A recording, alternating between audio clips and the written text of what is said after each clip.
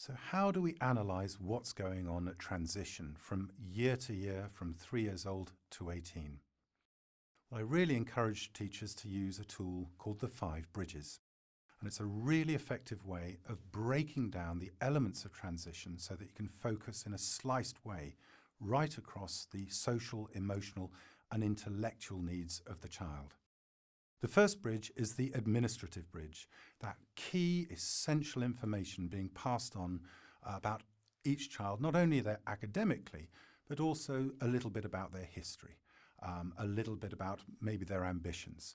Can that information get across to the next teacher in a clear way that doesn't burden the teachers receiving it? The second bridge is the pastoral bridge. Key information again about the emotional grouping of the child. Are they friendly? Who are their peer group? Have they got friends? Have they stayed with friends in that transition or lost many of them? And of course, this is of key importance to parents as well, who want to feel reassured the child is being looked after and has got some good supportive connections around them. The third bridge is the curriculum bridge.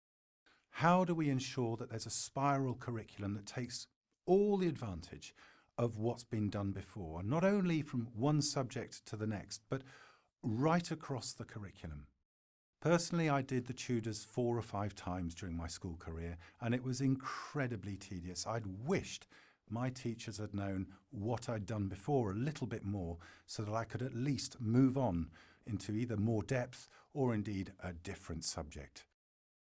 The fourth bridge is the pedagogic bridge, and from vast majority of schools I go to around the country, I would say this is probably one of the weakest ones.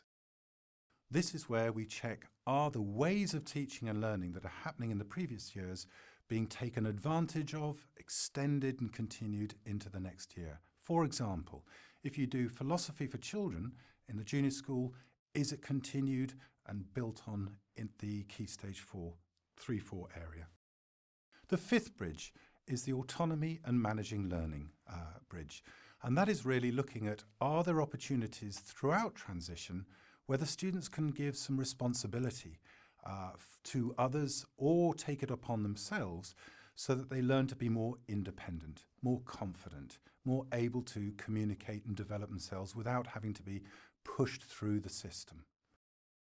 So analysing transition through these 5 bridges allowed us to get a really good in-depth detail and audit of what was going well and where we should go next.